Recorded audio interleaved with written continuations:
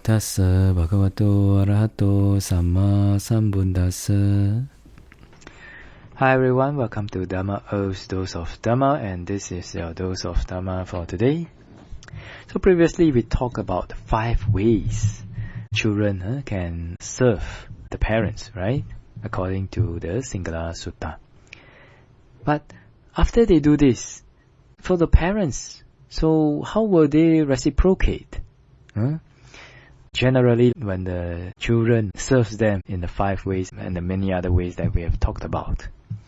So generally, there are 5, okay? There are 5 ways where the parents will reciprocate the children's kindness, okay? So first is, they will restrain him from evil. Second, they will support him in doing good. Third, they will teach him some skills for survival. 4, they will find him a suitable wife. Of course, this is more in Asian culture, okay? And then number 5, in due time, they will hand over his inheritance to him. So it is in this way that the Buddha say, according to the sutta, the eastern direction is covered and making it peace and free from fear. It means that if the children serve the parents in those 5 ways that we talked about in the last talk, and if the parents reciprocate in the 5 ways that I have just said, the family will be peaceful and free from fear, okay? So let us look a little bit more on how the parents will reciprocate. So restrain him from evil. I mean, generally, parents, they will always try to restrain their kids from evil, right? Of course, some people, maybe in some societies, they will have tough love from their parents. So if somebody beat their kids up when they're in school, maybe they may ask them to hit back and don't come back until you have defeated him or something like that. According to the viewpoint of karma, it's not so good, no? Because hatred does not get rid of hatred. Only love get rid of hatred, okay? But it doesn't mean that you should be bullied. So what can you do? I mean, you can train in some martial arts as a sport. And then after that, just learn how to protect yourself without really harming others. Okay? But you have the skills to protect yourself. Okay? So, yeah, that is one way. For sport, not for hurting people, okay? Yeah. So generally, parents, they will restrain the kids from doing evil, generally, okay? Then second one is supporting him in doing good, right? They will encourage him to take up this and help to expose the kids to many, many things like piano lah, or archery lah, or something like that. So as to discover what is the children's potential, right? And help him to do good, help him to be good in life, to be a good person at least, right? Okay. Then teach him some skills. Actually, a lot of parents, sometimes in Asia, and maybe in the West, maybe, they forgot about this. So they just want to be good, they don't just want to be good to the kid and want to take care of the kid. And they take care.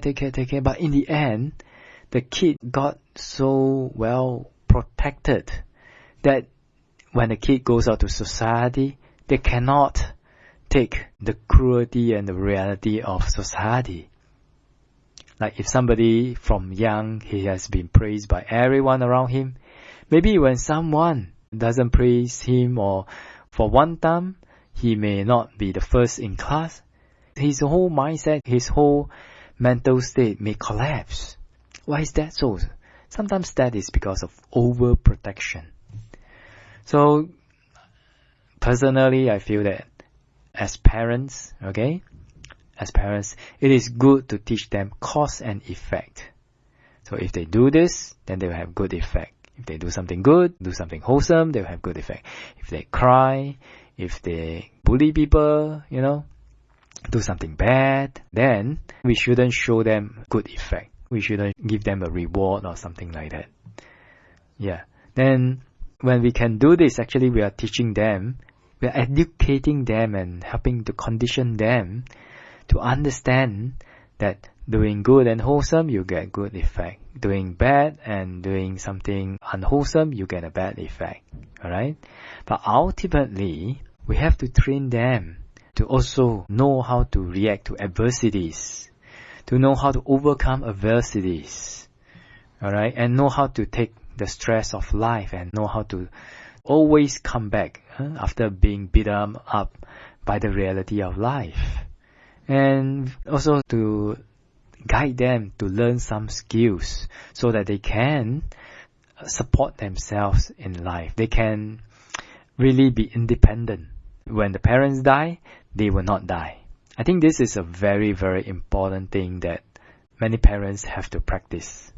Alright, because I saw some parents, because now life is getting better, so some parents are overly protective and taking too good care of their kids such that their kids do not have a chance to get to know adversity and get to explore how to overcome adversities.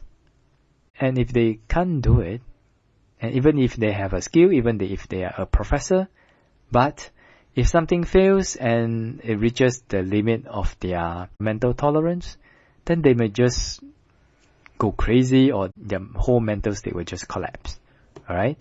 So teaching him some skills means guiding the children to have a skill so that they can support themselves and not die from hunger after the parents die. But I feel also, also to teach him skills to learn how to handle adversities in life and learn how to deal with difficulties in life also. This is also some life skills that is very helpful, okay? Then the next one, find him a suitable wife. This is especially in Asian cultures, Chinese culture. And after that, in due time, hand over his inheritance to him. Alright? This one I think is quite straightforward and understandable. So that's why the parents, if they reciprocate like this, when the children attends to them in the 5 ways and many other ways, then the family is most of the time peaceful and free from fear. So it's like that. So with this, I wish this talk is beneficial to all of you. I wish all of you to be free from mental suffering and be well and happy. And also, may the Triple Gem bless all of us to be able to attain path, fruition and nibbana as soon as possible. Sadhu, sadhu, sadhu.